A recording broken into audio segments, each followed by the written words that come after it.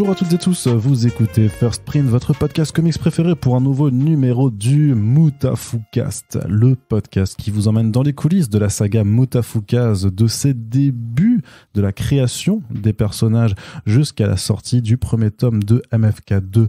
Pour le moment, à l'heure où on enregistre ce podcast, puisqu'on vous l'a déjà dit en préambule dans les précédents épisodes, qu'on ira de toute façon aborder tout le reste de la saga au fur et à mesure qu'elle s'étendra, mais là on profite de l'arrivée de MFK2 avec le premier tome de ce second arc chez Rutsev pour aborder tout ce qui a suivi, enfin tout ce qui a précédé plutôt, et donc après vous avoir proposé au cours de toutes les dernières semaines des épisodes sur le premier arc de Mutafuka, sur les différents spin-offs qui en ont émergé, il est temps d'aller sur un autre gros morceau qui est le film d'animation. Et pour en parler, je suis aujourd'hui une nouvelle fois en présence de Run, créateur de Mutafukaz, mais qui va nous parler donc aujourd'hui en tant que, avec sa double casquette d'à la fois scénariste et aussi réalisateur, co-réalisateur du film. Ouais.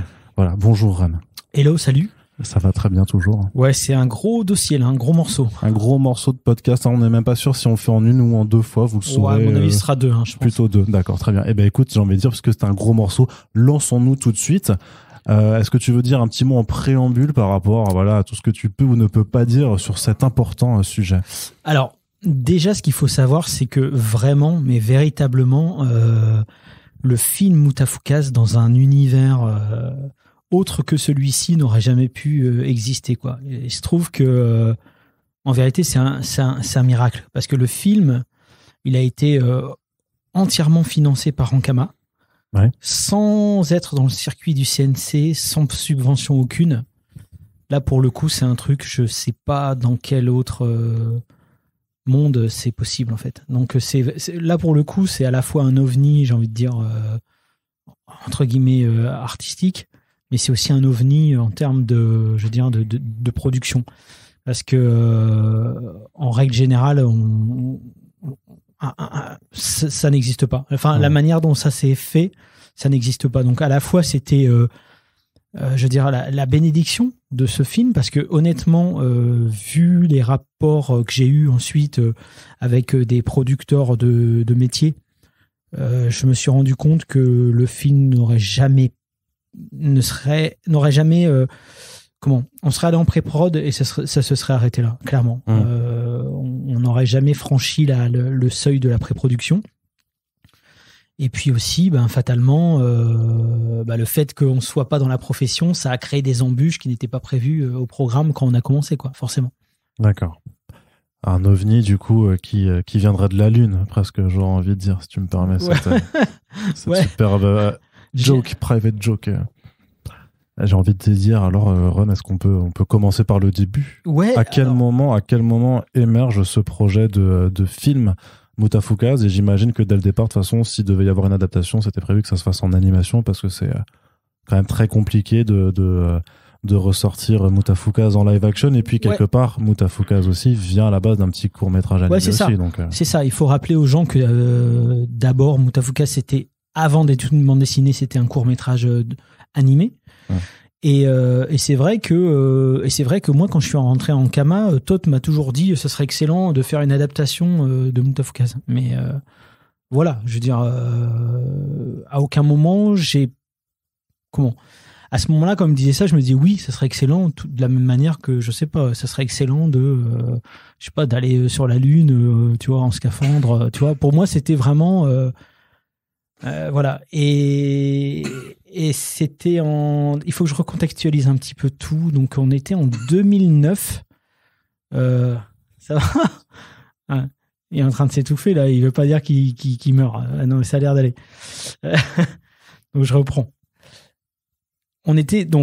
Je recontextualise un petit peu pour qu'on se rende compte du truc et que moi, je remette un petit peu de l'ordre dans mes idées. Donc, en 2009, il y avait le tome 1 et le tome 2 de Mutafukaz qui étaient sortis. Et il y avait le tome 0 qui venait de sortir aussi. Et on était dans la première année du lancement du label 619, label 619 qui a été lancé en juillet 2008. Donc c'était quand même assez récent. Ça faisait moins d'un an que le label 619 était lancé, et moi j'étais vraiment dans cette dynamique. Et à à côté de ça, il y avait Tot qui était en train de faire, qui était en train de créer Ankama Japan. Ankama Japan, c'était un studio Ankama. Donc il y avait le studio Ankama à Roubaix qui faisait la série Wakfu, etc., Ouais. etc. Et il voulait développer un pôle Ankama au Japon avec des animateurs japonais.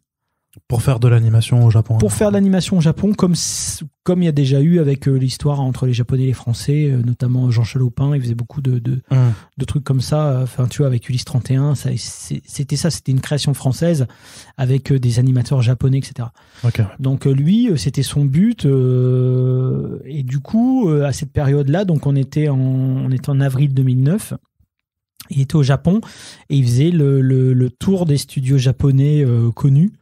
Voir un petit peu s'il y avait des studios qui seraient intéressés pour bosser avec lui, quoi. Et lui, comme il était en train de créer justement cette structure, c'était une manière de se présenter, j'ai envie de dire presque, tu vois, dans le paysage japonais, d'animation japonaise en fait.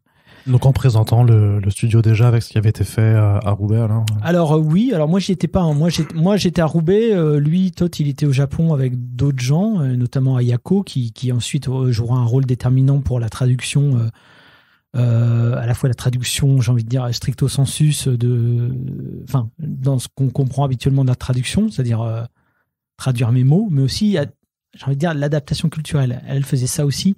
Ce qui fait que des fois, il y a des mots ou des choses qui étaient un peu plus... qui passeraient moins facilement au Japon qu'en France. Et elle, du coup, elle arrivait à, j'ai envie de dire, à arrondir les angles en règle générale, d'un côté comme de l'autre. D'ailleurs, elle était très très bonne là-dedans. Donc, ils étaient au Japon. Et puis moi, je me souviens, le 20 avril 2009, je me souviens parce que c'était mon anniversaire. Il y a Todd qui m'avait envoyé un mail en disant est-ce qu'on peut se faire un Skype ce soir, etc.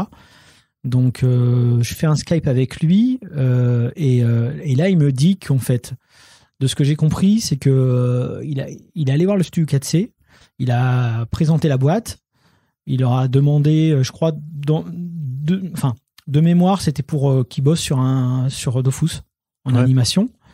Donc Dofus qui était la grosse licence d'Ankama. Qui est la grosse licence d'Ankama, ouais, le jeu vidéo et qui était décliné en manga et la série Wakfu, qui est aussi une déclinaison de l'univers Dofus qu'on va appeler plus globalement l'univers Cosmos. Okay.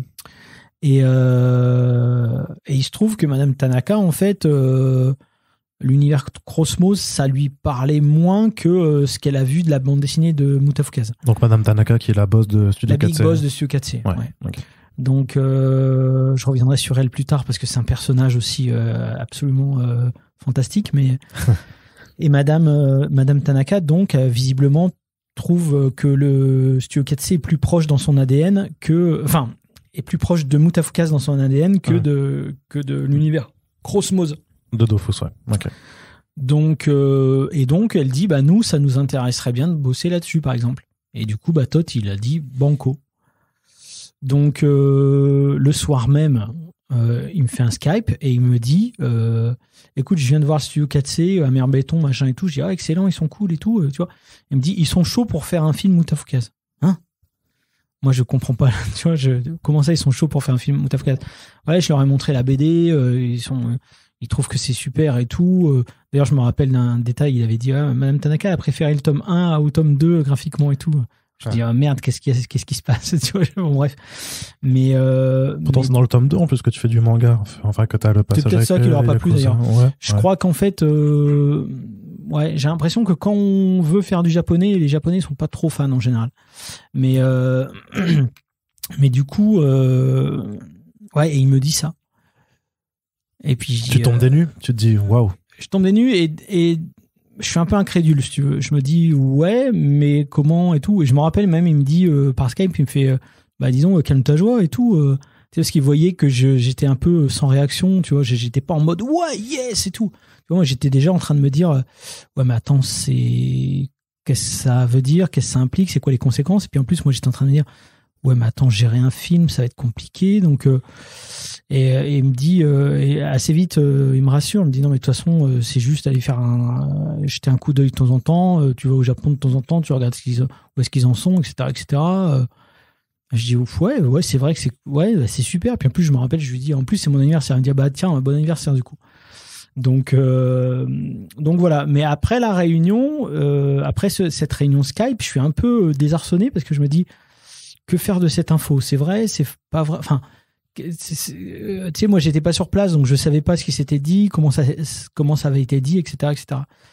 Donc voilà. Et a priori, ça se confirme parce que je sais qu'ensuite je l'ai d'autres fois au Skype et il me dit non mais là c'est sérieux, on est en train de vraiment discuter avec eux des budgets, etc., etc. Je dis ouais, bon, ok, d'accord.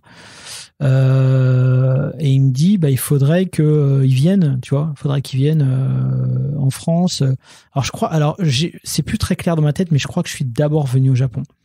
Je suis d'abord venu au Japon profitant de mes vacances que j'avais prises justement au Japon pour aller les voir. Si, je m'en souviens très bien maintenant. Si, et on était dans les bureaux d'Ankama Japan, justement. Et il y avait Nishimi-san en face de moi, et j'étais vachement impressionné, parce que je me disais, putain, c'est pas des rigolos, ils ont déjà fait beaucoup de choses et tout. Moi, je me sentais encore une fois pas tu vois, ce manque de légitimité que j'avais dans la BD, d'un coup, je le retrouvais à nouveau sur l'animation. Ouais, puis là, Mutafuka venait à peine de démarrer, au final. Mais ouais, c'est ça. En fait, c'est ça. Et en face de moi, j'ai quelqu'un qui me paraît très froid, en fait, et qui me pose beaucoup de questions, par l'intermédiaire de la traductrice, donc Ayako. Et puis voilà. Et ensuite, apparemment, les discussions continuent sans moi, mais plus tard. Moi, je rentre en France, etc.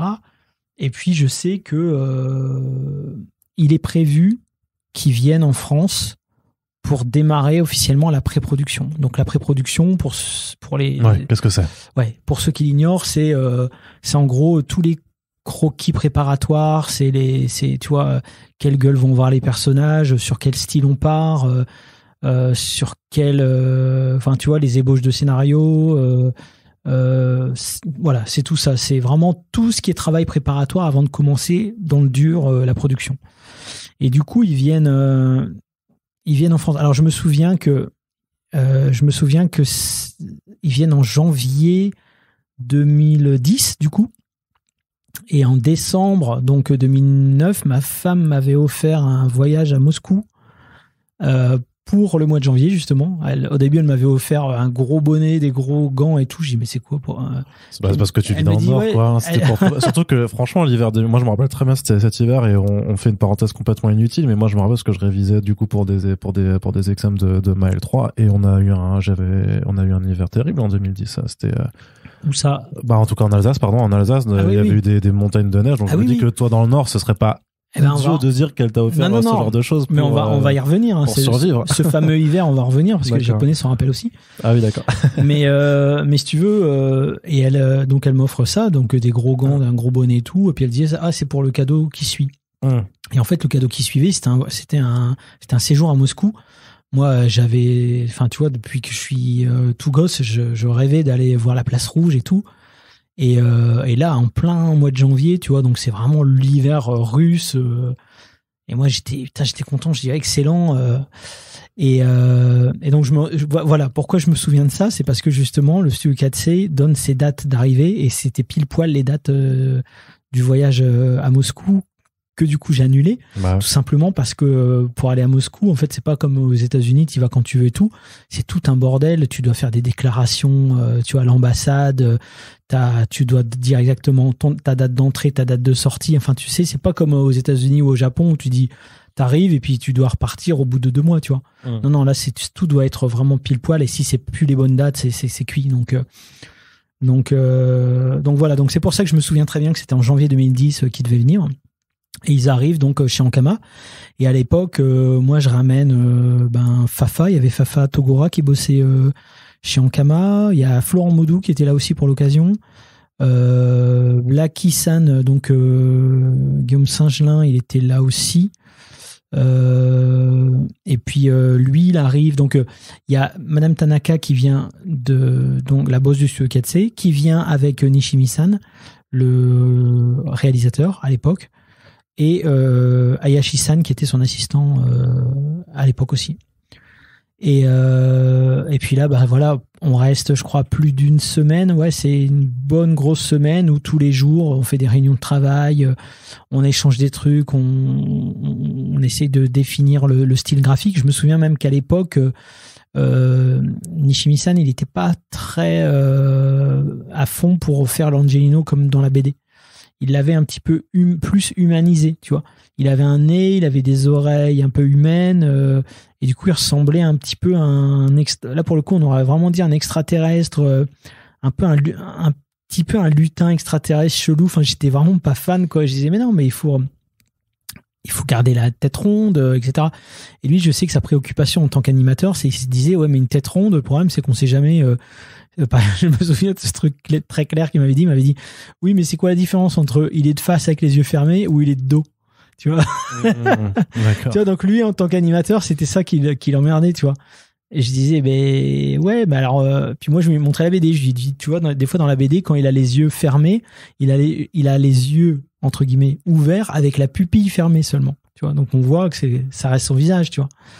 Donc, mais d'ailleurs, juste sur le fait que ce soit donc Shojiro Nishimi qui réalise avec toi, c'était le studio KC qui l'avait décidé, ou c'était toi qui avais demandé aussi parce que tu avais peut-être eu non, c'était Todd, il avait rencontré c'est Todd, d'accord. Ouais. Todd, je sais que Todd, il avait dit pour ce projet-là, ça serait super de travailler avec l'équipe de Amer Béton. Parce que lui, il était fan d'Amer Béton et il s'était dit, si on doit bosser une adaptation Mutafuka, ça serait avec la team d'Amer Béton. C'est ce qui paraissait le mieux correspondre. Et Madame Tanaka était d'accord avec ça. Okay. Donc là, quand ils sont à Roubaix, on a tout ce genre de discussion, tu vois, concernant le design des personnages, etc. Tu vois, la taille de Luna, enfin c'est vraiment des détails, hein, mais Luna, est-ce qu'elle est plus grande, plus petite, enfin tu vois, c'est vraiment des questions comme ça. Et puis voilà, puis ensuite je me souviens qu'on avait fait un petit voyage, tu vois, un petit peu en Belgique, etc. Et puis là, ça a été une catastrophe intégrale parce que eux déjà le concept de grève, ils connaissent pas au Japon, tu vois. Les gens, quand tu fais la grève au Japon, les gens ils continuent à faire leur travail, sauf qu'ils ont un brassard grève, tu vois. Donc là, d'un coup, il y a des trains qui sont annulés, retardés, tu vois. Pour eux, c'était juste l'apocalypse. Et en plus, il y avait le gel sur les voies. Enfin, comme tu disais, c'était un hiver, de ouf, hein. Un hiver vraiment vénère. Et on était allé sur la place de Bruxelles et tout. On était congelés sur place.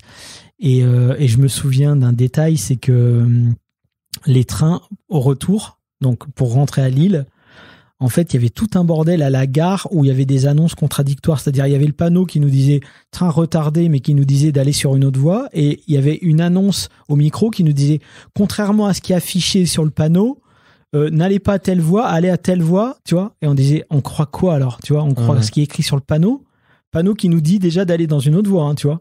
Ouais. On croit ce que le mec vient nous dire, tu vois. Et bon, bref, toujours est-il qu'à un moment donné, on est monté dans un train comme prévu. Et puis au fur et à mesure de la route, on se dit, j'ai l'impression que c'est pas la bonne route là quand même et tout. Et à un moment donné, on passe devant une contrôleuse. On lui dit notre truc. Ah non, c'est pas du tout la bonne direction et tout. Donc on était vraiment dans une mauvaise direction avec les Japonais. Puis moi, je me disais, putain, les pauvres, ils me font confiance. Eux, ils me suivent, hein, tu vois. De toute façon, ils avaient pas compris ce qui était écrit sur le panneau, ni compris ce que disait là-bas. Donc j'étais avec Mojojo, parce que Mojojo, il est belge. Mojojo, qui bossait aussi à Ankama à l'époque. Et putain, et là, je dis à Mojojo, non, mais sérieusement, putain, votre pays, la Belgique, là, mais c'est juste impossible, quoi, putain.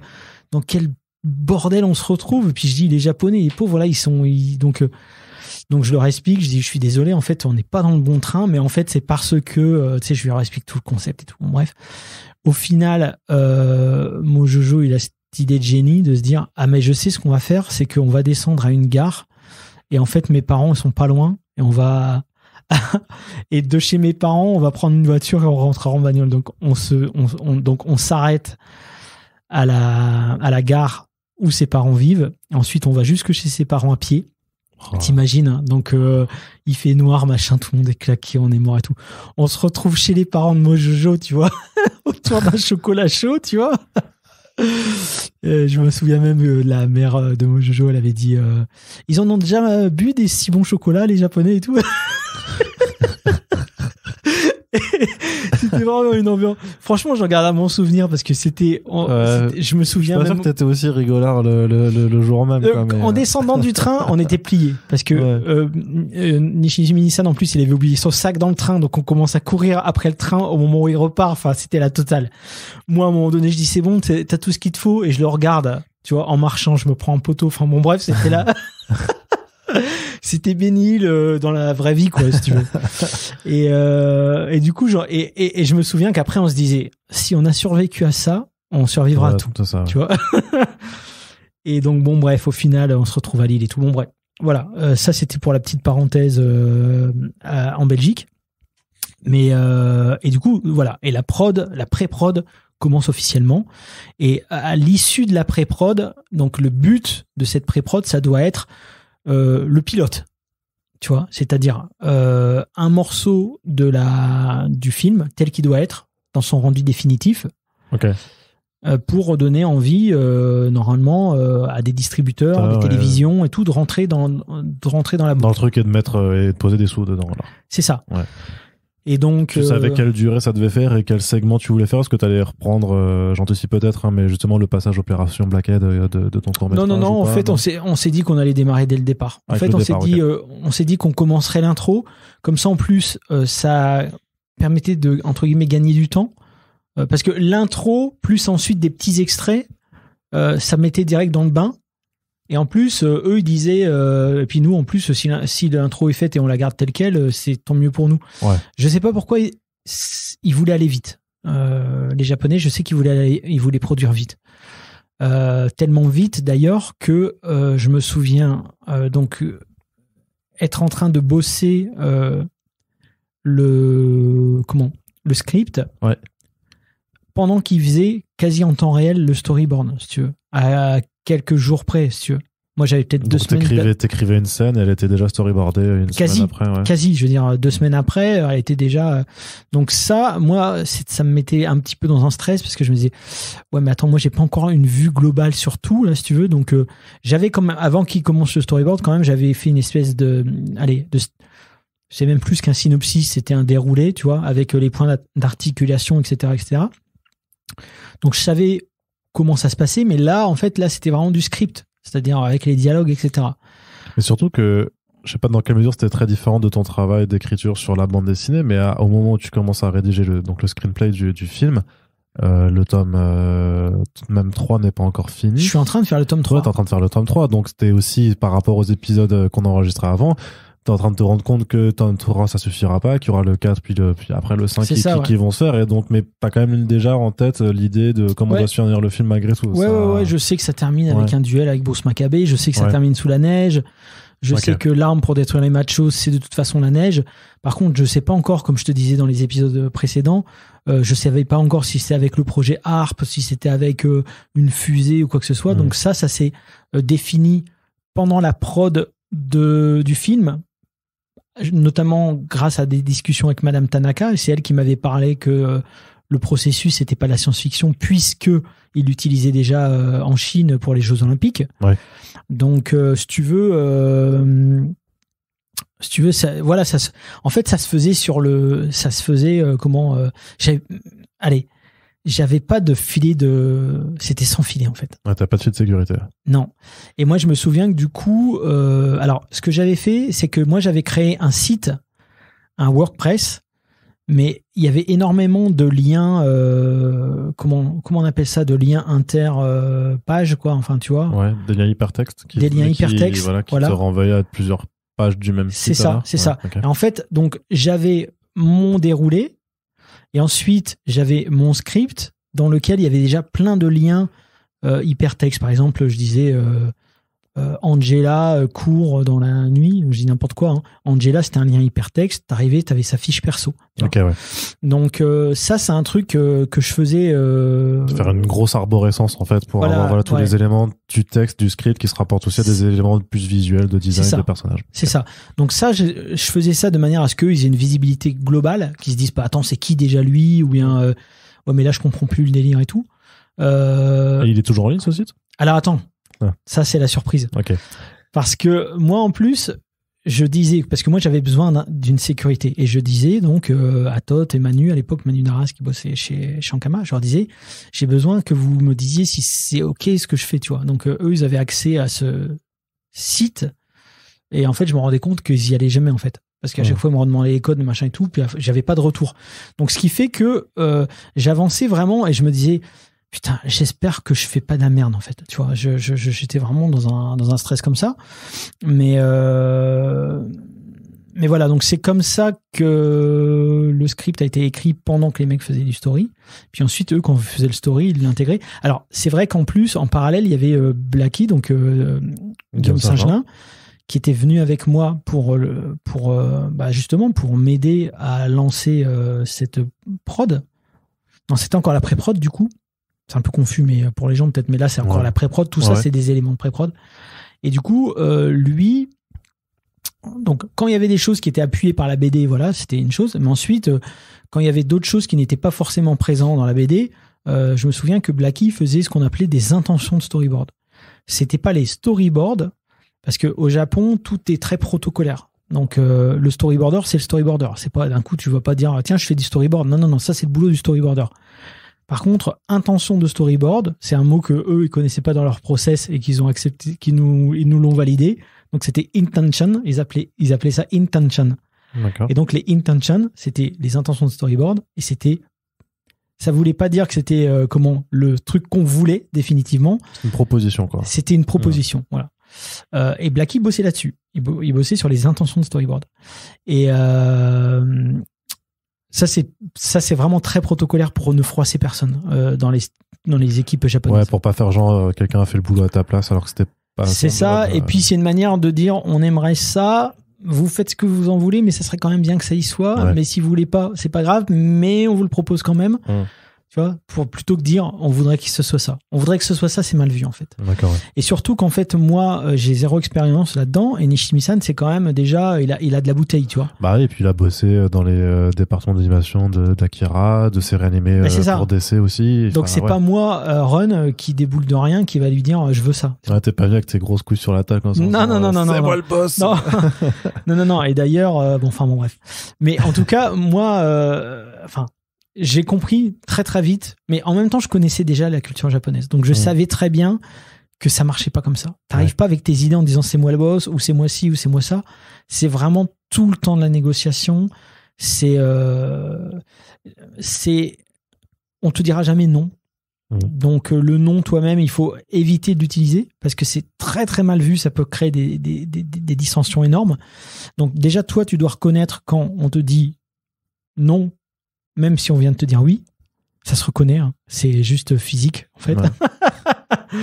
Ouais. Et toi-même, tu dois l'appliquer. C'est-à-dire que toi-même, tu dois, quand t'es pas d'accord, tu dois quand même accepter, mais en faisant comprendre que en fin de compte, c'est plutôt non quoi. D'accord. Donc c'est tout un jeu comme ça bon, c'est particulier, hein, mais heureusement il y avait Ayako, notre traductrice, qui faisait aussi l'adaptation culturelle dont je te parlais. Voilà, c'est ça. Qui fait que parfois... C'est-à-dire que par exemple, si toi tu dis, je caricature ensemble et que tu dis, bah non, votre idée là, elle est nulle, elle la transformera ça de la façon qui sera plus entendable dans le discours usuel. Ben, j'ai notamment une anecdote à ce sujet, c'est que je me souviens qu'une fois, parce que de temps en temps, il fallait aussi négocier les corrections. C'est-à-dire que le temps... Enfin, dans une prod de ce type, chaque correction, c'est du temps perdu, tu vois. Ouais.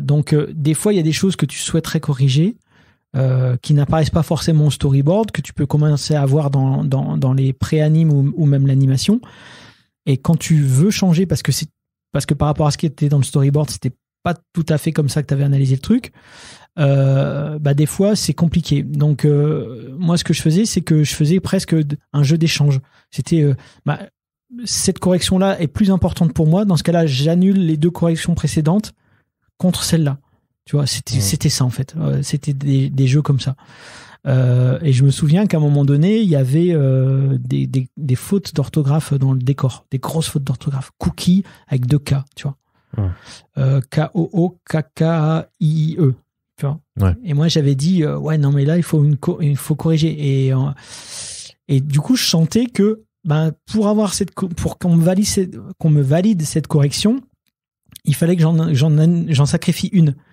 Tu vois. Et moi je disais mais non, parce que là c'est une correction objective, là c'est plus une histoire de mise en scène ou quoi, c'est une correction objective, donc voilà, il faut corriger et tout. Et des fois tu passais, je veux dire, une demi-heure à négocier à ce que la correction puisse être faite, qui était mise sur une liste, qui était ensuite transmise aux équipes, et les équipes pouvaient dire, le chef d'éco pouvait dire non. Mais si tu veux, on était en train de m'expliquer qu'en fait c'était une blague. Tu vois, par exemple, Cookie, c'était juste une blague du chef décorateur. Et je dis, mais c'est quoi la blague? Je la comprends pas. Parce que ça fait. Je dis, ouais, mais c'est pas une blague pour nous. Et je suis sûr qu'en vérité, c'était pas une blague. Puisque ensuite, quand elle a transmis à Kimura-san, il a dit, ouais, pas de problème. Enfin, je m'en mêle les pinceaux, moi, dans l'orthographe. Kimura-san, c'était le chef décorateur. Okay. Qui a fait des décors extraordinaires. Ouais. Et lui, en fait, quand on est venu lui dire qu'il y a une faute d'orthographe, ça l'a fait marrer, et puis il s'est dit, ouais, ça m'étonne pas, puis il a corrigé, il a pas fait d'histoire. Ouais. Mais la personne qui devait lui transmettre l'information de la correction essayait de défendre le point de vue du chef décorateur en disant, non, il a voulu faire une blague, non, il a voulu faire ci, il a voulu faire ça. Je crois que c'est genre pour ne pas froisser, alors c'est un peu cette optique-là. C'est à la fois pour pas perdre de temps, et à la fois aussi pour éviter de froisser les susceptibilité. Et moi, si tu veux, après, quand elle était revenue, et elle me fait la liste des corrections qui sont acceptées ou refusées par les équipes. Et à un moment donné, elle me dit, et pour le Cookie, donc c'était devenu le Cookie, hein, c'était même plus la faute d'orthographe, et pour le Cookie, en fait, Kimura-san accepte... elle m'avait tourné ça encore de manière encore plus polie, c'était Kimura-san accepte la possibilité de corriger... sa blague ou je sais pas quoi. Et puis moi, d'instinct, je dis à Ayako, d'instinct, je dis putain, il manquerait plus que ça. Je dis juste ça, tu vois. Et puis Ayako, comment elle traduit en arigato. Arigato, merci beaucoup. Tu vois. Donc escroquerie. Donc c'était, en fait, si tu veux, c'était que des trucs comme ça, si tu veux. Évidemment qu'elle allait pas traduire, il manquerait plus que ça. Parce que là, ça partait direct Mais ce qui fait que moi, je pouvais relâcher un peu de pression, tu vois. C'était surtout elle, du coup, qui avait la pression d'un côté et de l'autre. Donc, franchement, c'est un travail qui est vraiment pas facile. Et tu me posais la question, qu'est-il advenu de ce site? Bah, écoute, figure-toi que moi, au moment de la sortie du film, j'en avais parlé à Toth et lui, il trouvait que c'était une super bonne idée. On était d'accord là-dessus. C'est que on allait le mettre en ligne de manière publique. C'est-à-dire que jusqu'à présent, c'était un site privé. Je me rappelle même encore du mot de passe, c'était Dark Mid City USA. Avec des majuscules à gauche à droite. Ouais. Et l'idée, c'était de le rendre public à la sortie. Mais là, t'aurais vu, mec, le site que c'était. Je veux dire, il y avait tout dedans. Il y avait même des explications historiques. T'imagines un doggy bags, tu fais 5 doggy bags rien qu'avec les explications historiques que j'avais mis, parce que ça, c'est encore un autre dossier, mais les équipes japonaises ne comprenaient pas tout le truc des communautés américaines. Et ça, c'est un truc, le fonctionnement en communauté chez les Américains, pour un Japonais, c'est juste, t'es en train de leur décrire une société extraterrestre. Donc, donc il y avait aussi tout ça. Et vu qu'il y a aussi une société extraterrestre, bah quand même, c'était compliqué. Ça faisait je crois même que les machos, c'était plus simple à comprendre. Mais en tout cas, le site, il était putain de vénère. Et en fait, à un moment donné, régulièrement, il y a des équipes qui sont censées faire du nettoyage quand ils se rendent compte qu'il y a des sites qui servent plus à rien. Tu vois. Et comme il s'est passé beaucoup de temps entre la fin de la prod, donc la fin de la prod, là on fait un bond dans le temps, on reviendra en arrière après, mais la fin de la prod, c'était 2015, début 2016, les toutes dernières images, tu vois. Et puis ensuite, le film est sorti en 2018. Donc il s'est passé 1 an et demi entre la fin. Ben, eux, comme ils ont vu qu'il y avait plus de visites sur le site, ils l'ont effacé. Ah, bah d'accord. Voilà. Mais comme, si tu veux, c'était encore des nouveaux gens, il y avait, enfin, si tu veux, l'équipe d'avant, elle était au courant, l'équipe après qui a succédé était au courant, puis l'équipe, à un moment donné, l'information s'est perdue. Et puis moi, je sais que comme j'y étais retourné, il y avait pas si longtemps, il me paraissait qu'il y avait pas si longtemps, j'y étais retourné et tout était là. Jamais de la vie, j'aurais imaginé que ça allait être bousillé, quoi. Donc le truc a été bousillé quand j'ai su ça. Donc si on revient dans les épisodes précédents qu'on a enregistrés, tu vois, j'ai appris ça fin 2015, début 2016.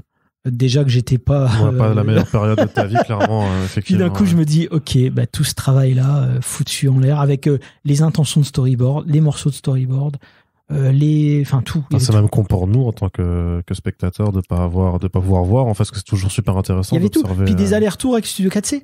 C'est-à-dire des discussions aussi, des trucs sur lesquels il y avait des questions, des trucs pas d'accord, des trucs et ça comment on fait. Il y avait tout. C'était une mine d'or. Limite, il n'y avait même pas besoin d'artbook en fait. J'entends un grondement de frustration de la part des gens qui nous écoutent. Et des photos, et des références mais photos. Rajoute pas maintenant, c'est bon, des liens Google Street. Oui, on a compris. C'est bon. Là, on est tous saulés là. J'espère que t'es content. Moi, je peux te dire que j'étais bien saoulé aussi. Oui, après, une fois que c'est plus là, tu te dis merde. C'est tout, terminé. Ok. Très très bien. Donc là, c'était vraiment la phase de pré-prod alors qui se faisait en préparation. Donc ils étaient venus vous voir en France. Ensuite, alors comment ça continue tout ça? Alors, ce qui s'est passé, c'est que j'ai plus les dates précises, mais je sais qu'à un moment donné, il y a un producteur qui est venu chez Ankama. Donc là, pour le coup, un pro qui est arrivé en 2010. Je crois même que c'était Olivier Jalabert à l'époque qui l'avait présenté. Et moi, quand je vois arriver ce mec-là, je suis putain de soulagé parce que je me dis, je vais avoir un pro qui va pouvoir m'épauler, me conseiller, me diriger, tu vois, même lire ce qui est en train d'être fait, etc. Donc le mec arrive, mais en fait, je comprends pas tout de suite pourquoi on me le présente pas. Mais en fait, je comprends qu'en fait, il y a un autre projet qui est le film Dofus, et qu'en fait il vient beaucoup, je pense, pour ça, tu vois. Et Moutafukaz, c'était un peu le projet Sidekick. Par contre, je reviens un petit peu en avant, c'est que j'ai pas parlé de l'année entre 2009 et 2011 chez Ankama Japan. Il se passait énormément de choses, c'était un truc de fou. Il y avait une série Freak Squill en préparation, en animation, avec un scénario, avec un réal japonais. Il y avait Welsh et Cheddar, un autre projet. Il y avait je crois qu'il s'appelait Jérôme Kurita qui avait sorti chez nous des BD sur les yokai français, qui était en train de faire aussi une série animée. Donc il y avait énormément de choses qui se produisaient, qui se mettaient en place, avec carrément des pilotes animés et tout. Hein. Il y avait pas en fait. Là, je suis passé aussi de Moutafukaz, le premier projet audiovisuel d'Ankama, à toute une tripotée de projets qui étaient en train de potentiellement émerger, tu vois. Donc voilà. Et aussi des projets comme, tu vois, Nox, l'horloger, qui sont des espèces de spin-off de l'univers Wakfu, produits par des studios japonais. Donc il se passait vraiment... Franchement, c'était, j'ai envie de dire, l'âge d'or d'Ankama par rapport à l'animation, parce qu'il y avait la série Wakfu d'un côté, il y avait tous ces trucs potentiels qui pouvaient émerger, tu vois. Et donc voilà, c'était une période quand même très très très particulière et assez, j'ai envie de dire, assez stimulante, voilà. Moi, je me souviens aussi que là, je te parlais que j'écrivais le script, tout simplement parce que pendant un moment, c'était pas forcément moi qui devais l'écrire. Sauf qu'à un moment donné, on cherchait des gens, des Japonais et tout, qui ne comprenaient pas forcément toujours le projet. Forcément, il y avait que 2 tomes. Tu vois. Donc à un moment donné, Todd m'a dit, je pense que ça serait plus simple si c'était toi qui écrivais le script. C'est pour ça que je me suis retrouvé à l'écriture du script. Parce qu'à la base... Il y a seul toi qui connaissais la fin de l'histoire. C'est ça. Mais après, ça aurait pu être n'importe quelle autre histoire, tu vois.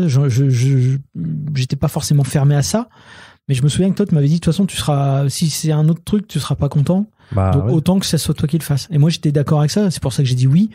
Mais en fait, t'imagines que le film aurait pu complètement se départir du duel avec Maccabée à la fin et de la neige et tout ça, que ça aurait pu être n'importe quoi d'autre. Mais ça aurait été autre chose. De toute façon, moi ensuite, quand j'ai eu des discussions avec des prods, je me suis rendu compte à quel point ça aurait pu être autre chose. Hein. Tellement autre chose que j'aurais dit à un moment donné, sortez votre film, mais n'appelez pas Moutafukaz, parce que ça n'a plus rien à voir en fait, ni dans les persos, ni dans ce qui se passe. Mais bon, bref, et du coup, je me suis retrouvé à écrire le script, mais écrire un script, c'est un autre délire encore, tu vois. C'est très différent par rapport à un script de BD. Bah, le truc, c'est que moi, tu vois, dans le film Mutafuka, je trouve qu'il y a des lacunes. Bon, déjà, liées au fait que c'est court et que je dois résumer 600 pages, même s'il n'y avait pas 600 pages à l'époque, mais je savais qu'intuitivement, il y avait besoin quand même de matière pour arriver à ce que je voulais faire. Ça, première chose. Et deuxièmement, moi, je suis pas un punchliner, si tu veux. Tu vois, et dans un film qui se veut un peu humoristique, machin, dans une BD, ça passe parce qu'il y a beaucoup de dialogue, il y a, tu vois, dans les expressions et tout, dans la mise en page, il y a d'autres choses qui passent. L'humour ne passe pas que par le dialogue, tu vois. Bon, dans un dessin animé non plus, mais c'est un peu plus limité, tu vois. Et si tes dialogues sont pas excellents, ça se ressent beaucoup plus, tu vois. C'est pas des échanges à la mitraillette. Non, bah, en fait, c'est aussi que il y a des choses qui passent aussi bien à l'écrit, mais qui passent moins bien à l'oral, en fait. Tu vois, globalement. Et du coup, bah, moi, j'avais conscience de ça aussi. J'avais conscience du fait que, ah ouais, mais moi, je suis pas spécialiste. Je suis pas, tu vois, je fais pas de one-man show. Je suis pas, tu vois ce que je veux dire? Je sentais que j'aurais besoin d'une aide dans l'écriture, tu vois. Mais bon, c'était pas ça le job. Le job, c'était que voilà, j'écrive le script et puis je me suis dit bon, bah, on va s'en sortir. Puis peut-être qu'on verra par la suite s'il y a moyen de changer des dialogues ou quoi que ce soit, tu vois. Donc bon, bref, je reviens à 2010. Donc il y a un producteur qui arrive et puis là en fait, je me rends compte ce que je sais déjà un peu, hein, parce qu'on en a déjà discuté en interne avec d'autres salariés, mais que notamment un salarié Evander, si tu m'écoutes, qui me venait souvent dans mon bureau en disant non mais c'est pas comme ça qu'on fait un film, les gars, il faut d'abord qu'il y ait tu vois un producteur, il faut aussi qu'il y ait des chaînes, il faut signer les chaînes en amont et tout. Je dis mais mec, ouais, ok, mais moi si tu me dis ça, moi j'écris le script et je suis en train de, enfin tu vois, c'est pas à moi qu'il faut dire ça, c'est au producteur. C'était pas ton job d'aller rechercher les financements. Bah, c'est ça. Et puis moi en plus puis à l'époque pas de producteur, donc d'un coup il y a un producteur qui arrive. Donc là je me dis bah cool, toute cette partie là il va pouvoir la gérer. Sauf que ben lui il se rend compte de quoi, du truc logique, c'est que bah c'est pas une œuvre française déjà. Donc œuvre française pour rentrer dans le circuit CNC, ça veut dire qu'il faut qu'il y ait 1, 2, 3, 4, 5, 6, je sais plus combien, 15 je crois postes sur les 20 postes qui sont prédéfinis, qui doivent être au moins européens, tu vois. Pour avoir enfin écoute, c'est très technique, mais bon, ouais. Il y a un délire comme ça. Mais le fait que vu que c'était fait par un studio japonais, ça ne rentrait pas dans ces critères là alors. Bah non. Ouais. Et même si on calculait large, c'est-à-dire que moi si on me comptait donc coréal, ok, mais je suis pas réel. Bon, script, c'est moi, ok, ça marche. C'est adapté d'une BD française, ça rentre pas dans la grille, il est pas dedans, merde. Bon, la musique, le sound design, on va le faire en France, ok, ça nous en fait 4. Bon bah il nous en reste autant, tu vois. Et en fait, on les avait pas le reste. Donc si tu veux, lui, le producteur, quand il arrive, bah il met le nez devant ça, tu vois. Et je dis bah ouais, ok, mais nous ça fait déjà là plus d'1 an qu'on a démarré. C'est compliqué, enfin tu vois, bon il dit ça me paraît compliqué votre truc, j'ai essayé de trouver des solutions, etc. Mais en fait des solutions il n'y en avait pas. C'est-à-dire qu'à un moment donné, et c'est ce qui m'a fait comprendre, c'est que ben la prod il fallait arrêter avec Studio 4C et puis il fallait repartir sur une prod européenne, et il me proposait une prod avec qui il avait déjà bossé sur un long métrage, tu vois, des mecs en Ukraine et tout. Mais je dis ouais ok, mais là c'est plus le deal, enfin c'est pas là-dedans. C'est pas ce sur quoi tu t'étais engagé de toute façon. C'est ça, puis on avait des images puis on avait des images finies, puis on avait tout ça, puis moi je me dis bah ouais, mais moi là l'air de rien, ça fait quand même 2 ans, parce que je dis 1 an, mais ça faisait quasi 2 ans quand il est arrivé en 2010, où moi j'ai tissé des liens, on est en train de discuter, enfin tu vois, il y a plein de choses qui se sont créées, donc je comprenais la problématique, mais voilà, et donc ce qu'il te proposait t'était pas convenable, enfin ça pouvait pas te convenir, ça. Après, ça ne pouvait pas vous convenir. En gros moi je disais bah ouais, mais on le fait plus, puis c'est tout quoi. Ouais. Mais en même temps ça continuait, la prod continuait avec le Studio 4C qui continuait à envoyer. Parce que t'es pas forcément au courant que le mec était venu chez vous et qui. Bah non. Ouais. Non. Ouais. Donc lui, lui, je comprends son point de vue. Il voulait aller vers un truc européen, machin et tout. Mais les Japonais, évidemment, personne n'a pris le téléphone pour dire allô les gars, en fait, Donc, si tu veux, je me dis, merde, la situation est un peu particulière, mais bon, on va trouver, entre guillemets, tu vois, des solutions, tu vois. C'était pas comme ça que c'était prévu. Et je sais que Todd, lui, dans sa stratégie, dans sa logique, c'était de dire, de toute façon, lui, il avait déjà envisagé de produire le film en Kama solo. Tu vois, donc là, le problème du fait d'avoir les subventions et de rentrer dans le circuit CNC, c'était juste pour la sortie du film. C'était pas tant une histoire d'argent, même si je pense qu'il y a un moment où il y a eu des histoires, bon bref, mais je pense que ça aurait été bien quand même que ça soit aussi une histoire de subvention, mais bon bref, toujours est-il que à ce moment-là, ça a commencé déjà à être un petit peu compliqué, et je sais qu'à un moment donné, il me dit bon écoute, il faut revoir tout le projet. Il avait lu le script, il disait écoute, moi j'ai mon frère qui bosse, il bosse dans un gros studio américain, tu vois. Est-ce que ça te dit que tu le rencontres et puis de voir si tu veux bosser avec lui? Je dis bah ouais, comment on le rencontre et tout. Il dit bah on va faire une réunion Skype et tout. Donc on fait une réunion avec son frangin et tout. Et en plus, moi le producteur, quand il arrive, honnêtement, je dis un truc, je l'aime beaucoup. C'est-à-dire que j'ai confiance en lui, j'aime bien comment il est un peu sec. Moi j'aime bien les gens secs dans le sens où tu sens qu'il n'y a pas de coup de Trafalgar. Ils sont pas en train de, tu vois, t'entuber ou quoi, il te dit le truc. Donc et son frangin, franchement, c'est pareil, ça passe bien, tu vois, le mec, il me parlait tout, il me fait toute une liste de problèmes qu'il y a dans le film, selon lui, dans le script.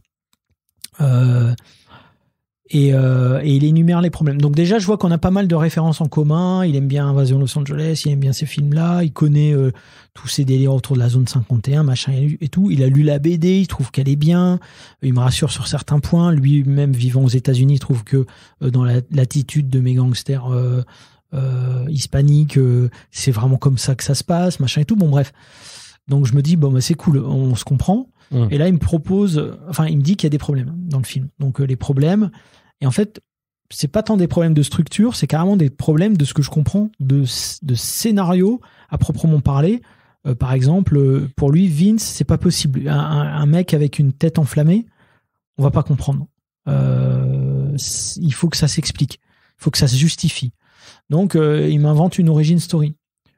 Donc, mais ça, je le vois. Et qui a un rapport avec celle que tu développeras bien des années plus tard. Pas du tout. Alors là, pas du tout. Complètement l'inverse. Okay. Mais si tu veux, donc il me parle de ça, mais il me dit pas la solution encore.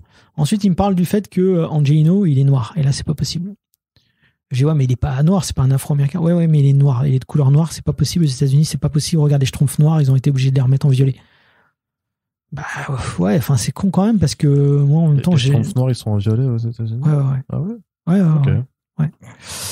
Donc moi je dis je trouve ça d'autant plus absurde que pour moi si les Schtroumpfs, allez on va dire caucasiens sont bleus, les Schtroumpfs entre guillemets si jamais ça existait afro-américains, ils seraient plus violets que noirs, tu vois. Tu vois ce que je veux dire? Donc pour moi, qu'il soit noir en violet, ça change rien au problème. Ouais, sauf que c'est vraiment la couleur noire qui pose problème. Donc là, je sens qu'il y a un vrai problème. Ils ont associé avec ça. Et je pense que c'est peut-être lié à la représentation des Afro-Américains dans les dessins animés des années 30, qui étaient en noir et blanc, et du coup, qui étaient noir, tu vois.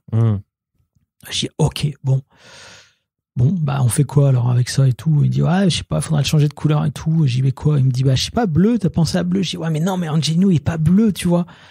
Puis en plus, bleu, s'il est, enfin, bon, bref, je dis, bon, et il me dit, non, mais te prends pas la tête avec ça, on verra dans un second temps et tout. Moi, déjà, ça me promenait bien la tête. Non, mais ça, bah oui, c'est déjà c'est quand même une promesse d'embrouille future. Ouais, mais je me suis dit, mais je me dis, les mecs, c'est leur métier. Donc, why not, tu vois?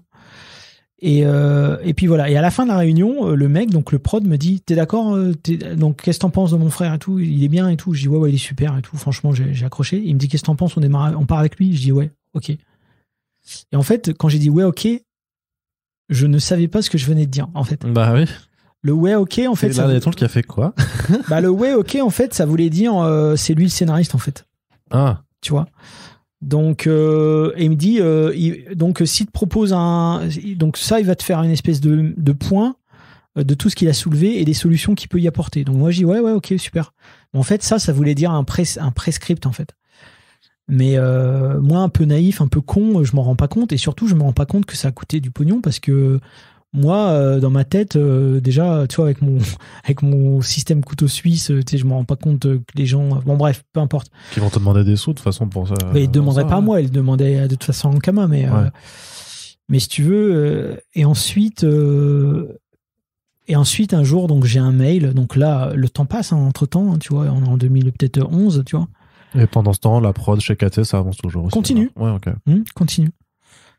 Et là, je lis le truc et en fait, je dis, mais non. En fait, les solutions qui sont apportées, ça, pour moi, ça fonctionne pas. Donc c'est le mec qui t'a écrit avec tous les correctifs qu'il te propose. Voilà. Okay. Donc en fait, déjà, il y a avec Luna. Donc bon, pour en revenir à Vince, donc il m'explique que la tête en flamme, ça se mérite. Le spectateur doit le mériter. Donc en gros, l'idée pour lui, c'était qu'à un moment donné, Vince, qui était un mec tout à fait normal, tu vois, pendant tout le film, pendant les 3/4 du film, c'est un mec lambda, c'est un ado pour lui en plus, un ado lambda. Et en fait, à un moment donné, pendant qu'il va se passer des scènes d'action, etc., avec les extraterrestres, là pour le coup, c'était vraiment des extraterrestres, il va tomber sur Angelino va prendre un bazooka extraterrestre et en voulant tirer sur une soucoupe volante extraterrestre, il va tenir le bazooka extraterrestre à l'envers et il va tirer sur Vince qui va se retrouver du coup avec la tête enflammée et qui est brûlée en feu pendant tout le reste du film. Et c'était ça le truc marrant en fait. Donc je dis ouais mais là c'est pas ça que je vais raconter en fait, tu vois. Je me retiens là mais tu vois, je me dis c'est pas ça que je vais raconter. C'est trop nul. Et il y avait d'autres histoires où, par exemple,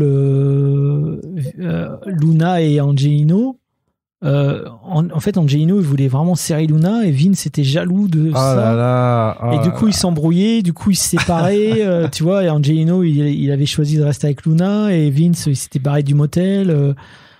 Enfin, tous des trucs comme ça où je me disais, ouais, je comprends narrativement ça. Là aussi, faut trouver la formulation pour vexer personne et pour quand même les envoyer se faire foutre, quoi. Je sais pas. Bah ouais, mais chaud, moi, je me dis, ouais, mais putain, c'est chaud de dire non, tu vois. Ouais, c'est sûr. Ouais. Donc, mais dans ma tête, c'est quand même non, quoi. Ouais, tu vois. Oui. Et ensuite, Willy, clou du spectacle, Willy, en fait, Willy, c'est un ado, grunge, un peu gothique et tout, qui se prend pour une chauve-souris. Il se prend pour une chauve-souris. Donc du coup, il dort dans une espèce d'église abandonnée, la tête à l'envers. Puis quand il y a ses potes qui viennent, Angelino, Vince, c'est genre ouais cool les mecs et tout, tu sais. Puis il se remet la tête à l'endroit. Les caricatures des émos dans South Park. Quoi. Et puis moi je me disais ouais mais moi je m'en fous que ce soit une chauve-souris en soi. Moi ce qui me fait marrer c'est le décalage graphique. Pourquoi aller dire que ce mec-là se prend pour une chauve-souris? J'en ai rien à foutre, moi, de la chauve-souris en tant que telle. Ouais. Et, tu vois, ça serait un chat, un chien ou quoi que ce soit. Et le petit twist, c'est qu'à la fin, on découvrait en fait que non, c'était pas un vrai ado, c'était le Chupacabra déguisé en ado. Ah, ouais. Et dans le film, donc à la fin du film, Angelino, il devait soulever une armée d'Angelino qui étaient en fait des clones machos. En fait, il était tombé sur une... En fait, lui-même était évadé d'une usine sans le savoir. Dans son trauma, il s'était évadé d'une usine à clones macho. Et du coup, à un moment donné, quand il découvre ça, il arrive à soulever une armée de clones machos. Il embarque avec lui tous les gangsters de la ville et tout, puis pour aller faire tomber les machos, etc. Ouais. Donc, alors en plus, le script, il est en anglais déjà. Donc, j'ai dit merde, c'est quoi, on a fait toute la réunion en français pour qu'on m'envoie un script en anglais, tu vois. Donc, déjà, moi, ça me mettait une embûche en plus qui fait que des fois, j'étais pas sûr de comprendre ce que je comprenais, tu vois. Ouais. Et puis après, je dis, bah non, là, il va falloir que je dise non. Donc, j'ai dit au producteur, j'ai dit, bah écoutez, si c'est ce film-là que vous voulez faire, faites-le, mais c'est plus Moutafoukaz, quoi, tu vois. Ouais. Et Angelino savait toujours pas quelle couleur il avait à ce moment-là en plus, tu vois. Donc ne restait de l'univers que Angelino qui est un hybride, tu vois. Ouais.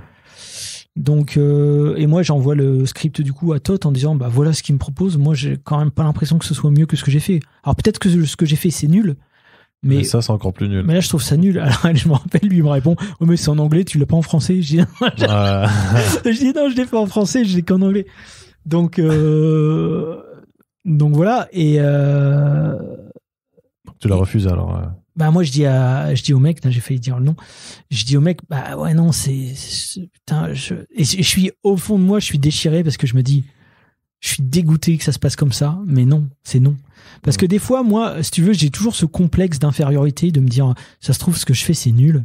Et puis quand quelqu'un arrive et me dit, c'est nul ce que tu fais, je dis, c'est vrai. Et du coup, je me dis, je me raccroche au mec, genre, qu'est-ce qui pourrait être bien, tu vois. Et quand je vois que ce que le mec me propose, moi, je trouve ça nul, là, je comprends plus, tu vois. Et là, je me dis, en fait, non, faut que je reprenne un peu confiance en moi, tu vois. Donc, ouais, je dis non, ça va pas marcher tout. Puis, je me souviens même d'un jour où toi, tu me convoques, c'est quoi cette somme-là? J'ai dit quoi? Je sais pas.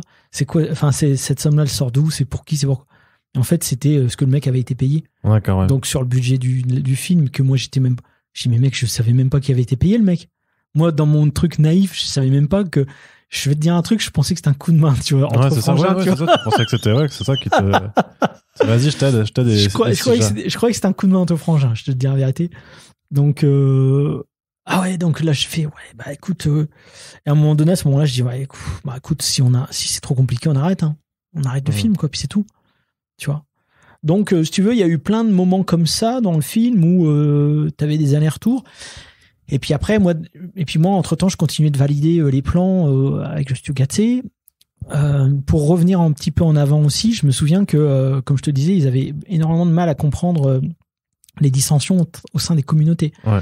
Donc, quand je commençais à expliquer les dissensions au sein des communautés, notamment au travers des gangs, j'explique les gangs, et en expliquant les gangs, je me rends compte qu'ils n'ont pas les clés pour comprendre les gangs. Donc j'explique à la base qu'est-ce que c'est. Avant d'être des gangs criminels, c'est plutôt, on va dire, des groupes qui se forment pour se défendre contre une hostilité caucasienne ou hispanique, si eux-mêmes sont noirs, ou etc., etc. Et je commence à expliquer ça, et ils ne comprennent toujours pas. Donc, donc, du coup, je me dis, ah ouais, il faut expliquer l'histoire des États-Unis. Ah ouais, donc il faut expliquer. Ah d'accord, il faut revenir à l'esclavage. Ah ouais, putain. Ah ouais, d'accord, il faut revenir à pourquoi l'esclavage et tout. Mais ils ont des cours d'histoire quand même au Japon. Bah, en tout cas, sur les États-Unis. Pas trop, alors.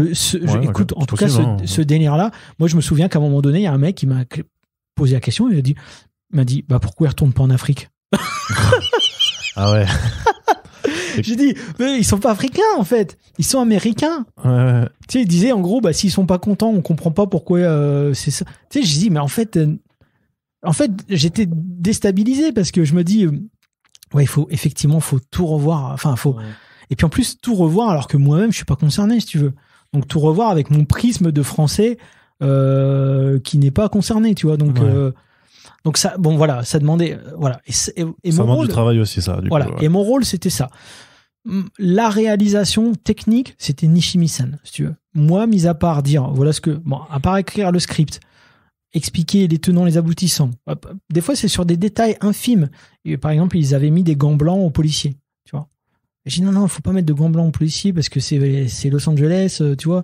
Et il dit, ouais, mais au Japon, ils ont des gants blancs et tout. C'est un sens et tout. Je me rappelle ce mot-là. C'est pas au Japon, donc. Tu vois. Et j'ai dit, ouais, mais là, oui, mais bon, en même temps, la marge de manœuvre créative de Nishimi-san, où elle se situe et tout, j'ai dit, bah, elle se situe là où se situe la mienne, à savoir, c'est un univers qui est préexistant au nôtre.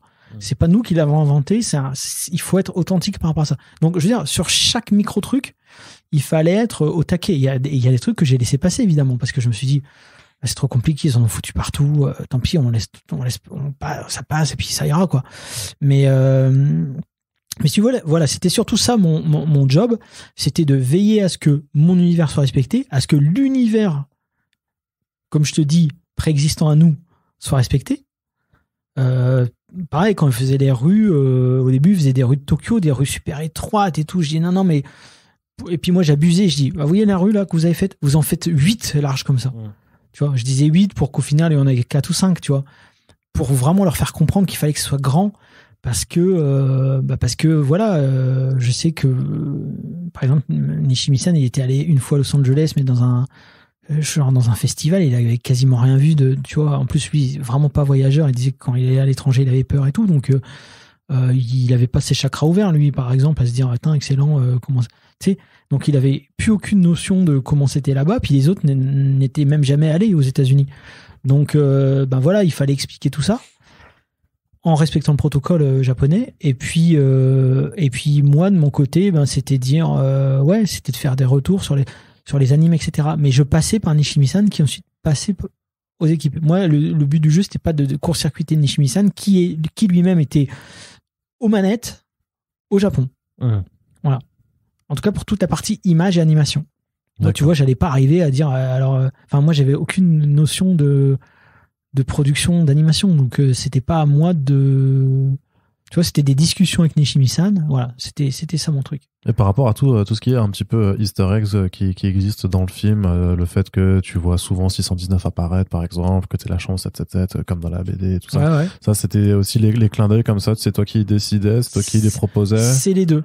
C'est que des fois, il y a des Easter eggs qui sont dans le film, qui sont faits directement par le studio Katsé, que je comprends pas toujours des fois, hein, tu vois.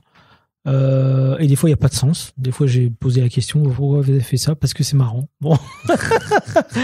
Et puis, il y a d'autres fois où non, où c'est moi, j'avais fait une liste de trucs. Parce que des fois, ils disaient, ouais, mais on sait pas quoi écrire sur les murs, sur les panneaux, sur les trucs et tout. Et du coup, j'avais fait une liste de plein de mots qu'ils pouvaient écrire, tu vois.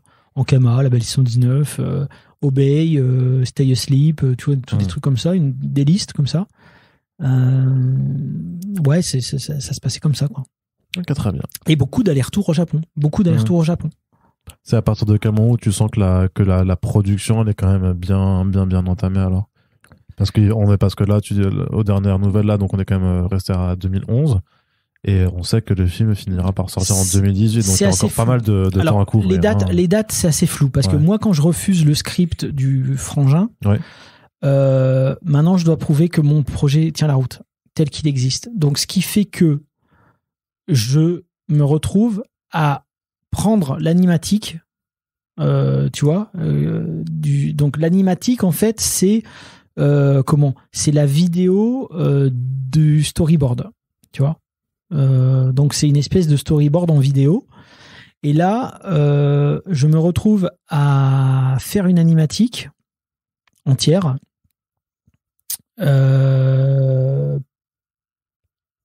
Qui sera ensuite sonorisé parce que quand le prod arrivait, il arrivait avec des équipes et les équipes, franchement, elles étaient efficaces. Honnêtement, je trouvais que c'était efficace parce que je me souviens même que quand ils ont repris le dossier, ils ont rescanné tout ce qu'on avait fait en croquis et tout avec Blacky, les intentions de storyboard et tout. Puis quand ils ont vu qu'il y avait le site qui existait, ils ont dit mais c'est excellent, ça, il y a tout.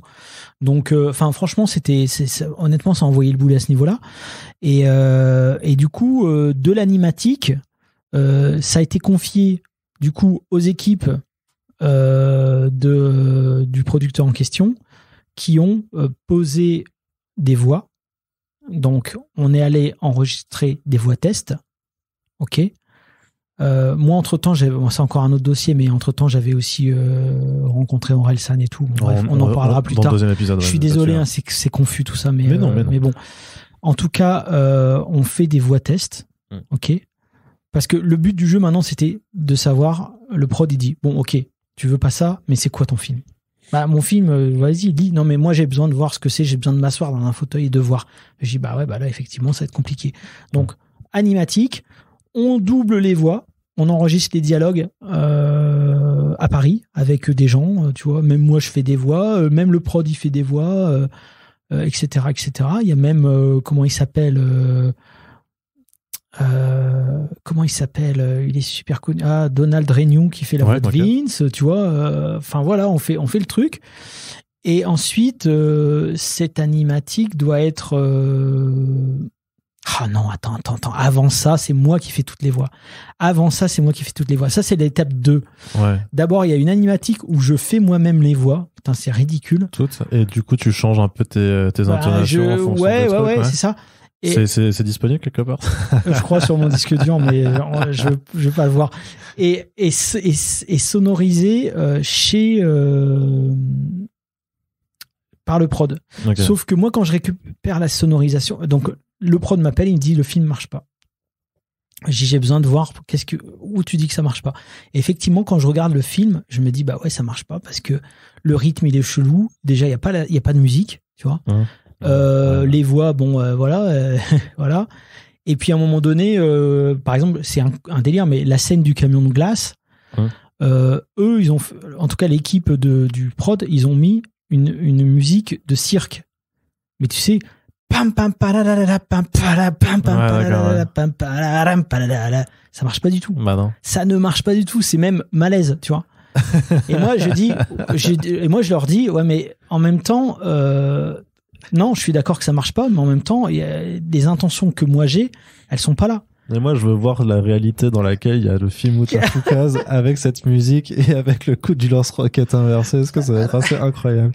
Alors, du coup, le prod, qu'est-ce qu'il me dit? Ce que je leur ai dit aussi. Il dit, bah, fais-le. Ouais, normal, ouais. Tu seras jamais mieux servi que par toi-même. Donc là, je me retrouve à reprendre l'animatique, tu vois, avec les voix, etc., machin et tout. Et puis à sonoriser. Et moi, comme je suis un psychopathe, je me dis, pour qu'ils se mettent bien dans le bain et qu'ils comprennent bien le délire, je vais sonoriser tout. Les pas, le truc, l'armoire qui s'ouvre, l'armoire qui se ferme, les bruits de voiture, quand il neige, tout. Et je mets des musiques témoins. Donc je vais mettre du Hans Zimmer, je vais mettre du, je sais pas quoi, du Commando, je vais mettre non, c'est du Predator, je me rappelle, j'avais mis du Predator. Bon, bref. Et je mets, évidemment, pas de musique de cirque quand il y a le camion de glace. Je mets l'idée que j'ai déjà, à savoir une musique de camion de glace qui va se transformer ensuite en truc péchu. Tu vois. Et puis voilà. Et puis je lui envoie ça. Mais c'était beaucoup trop long pour faire en 2 périodes. Enfin, c'était beaucoup trop long de faire tout le film. Donc je fais une grosse moitié. Et puis je dis déjà, là, ça te permet de voir si ça fonctionne ou quoi. Ouais. Et je m'en rappelle, on était plus ou moins à la période de Noël, il me dit, il me rappelle en disant, écoute, je ne sais pas dans quelle mesure ça marche, mais il se trouve que ça marche. Mais j'ai besoin d'en voir plus. Je dis, putain, c'est pas vrai, je viens de passer, sans déconner, 1 mois à faire tout ça, la sonorisation et tout. Faut encore que je me cogne le reste, quoi. Et il me donne une deadline qui est juste impossible à tenir. Je dis, ouais, mais la deadline que tu me donnes, là, elle est juste impossible. Donc je dis, c'est pas grave, je vais tracer tout. Et je fais la deuxième partie, un peu plus torchée et tout. À l'époque, le film durait 1h50. Hein. Il y avait 1h50 de storyboardé. Et suite à quoi, moi, Todd, il me dit, moi aussi, j'ai besoin de voir. Donc je dis, très bien. Parce que Todd, il avait déjà vu la première partie, et puis la deuxième partie, il voulait voir aussi. Et il se trouve que quand je fais la deuxième partie, alors là, c'est un vieux micmac, hein, c'est que j'envoie donc les 2 parties à Todd. Donc, il fallait pas que ce soit sur 2 DVD, il fallait que ce soit tout sur la même piste. Donc, il fallait que je refasse un export. Et je ne sais pas pour quelle raison, c'était pas moi qui pressais les DVD. Le producteur en question, on lui donne un DVD, mais il se trouve que la personne donne un DVD avec juste la première partie. Oh merde. Tu vois, qui était faite. Sauf que après, le mec, quand il me rappelle pour dire non, ça marche pas, et je me rends compte qu'en fait, la personne me dit je me suis planté dans les DVD, j'ai filé le mauvais truc, quoi. Ouais. Et du coup, quand je sais ça, je rappelle le prod en disant, t'es sûr, t'as vu la deuxième partie et tout? Il me dit, ouais, et tout. Je dis, t'es sûr. En fait, je savais qu'il avait pas le bon DVD. Il avait vu qu'une partie. Donc, je savais que là, il me pipotait, par contre. Et là, ça m'avait vraiment heurté. Et du coup, je sais que moi, j'avais dit que j'arrêtais. J'ai dit, écoute, j'arrête. Ça sert à rien. Donc, dans ce cas-là, on arrête. Voilà, on fait pas le film. Puis c'est tout, on arrête. Vous dites à Studio 4C, c'est fini, point, barre, et puis on n'en parle plus. Ok. Donc là, on est à quel moment? Je sais plus quelle année on était. Mais je sais par contre que Todd, qui lui a compris qu'en fait, il y avait un souci sur le film avec le producteur, etc., il me dit, je le débarque du film, Mutafukaze, tu continues comme t'as démarré. Okay. Donc, à la fois, je suis soulagé parce que je me dis, bah ouais, c'est cool, mais en même temps, je me dis, bah ouais, mais là, du coup, comment on revient à tu vois, je reviens à l'étape 0 et j'ai plus de soutien, tu vois. Ouais. Mais, okay. Mais voilà. Mais ça, c'est des choses dont Studio 4C n'a jamais eu conscience, si tu veux. D'accord. De toute façon, on va voir comment tu vas repartir, pas complètement à zéro, mais un petit peu à zéro. Mais je te propose qu'on le fasse dans la seconde partie, du coup, dans le prochain épisode, parce que là, ça fait déjà une bonne heure qu'on en parle. Donc, c'est le standard du Mutafucast. Il faut pas le dépasser. Et donc, première grosse partie du Mutafucast dédiée à Mutafukaz, le film. Donc, vous l'avez compris, hein, c'est un long chemin de traverse avec plein d'aventures rocambolesques dans tous les sens. Et donc, dans le prochain épisode, on abordera la seconde partie dédiée à ce film. On espère que le podcast continue de vous plaire. Ça fait quelques semaines que vous nous suivez quand même là, de façon hebdomadaire. Donc, on espère que ça vous plaît toujours, que vous passez un bon début 2022 avec nous. Et puis, ma foi, Ron, on te remercie toujours de donner de ton temps pour ce projet-là. Et puis, si ça vous plaît, faites-le savoir, dites-le sur les réseaux sociaux, dites ce que vous avez pensé de cet épisode, des précédents, de Mutafukast, tout ça. Voilà, parlez-en. C'est comme ça que vous faites continuer à vivre le podcast et les créatifs et les œuvres qui y sont abordées. Merci de nous avoir écoutés et à tout bientôt. Ciao, ciao. Merci.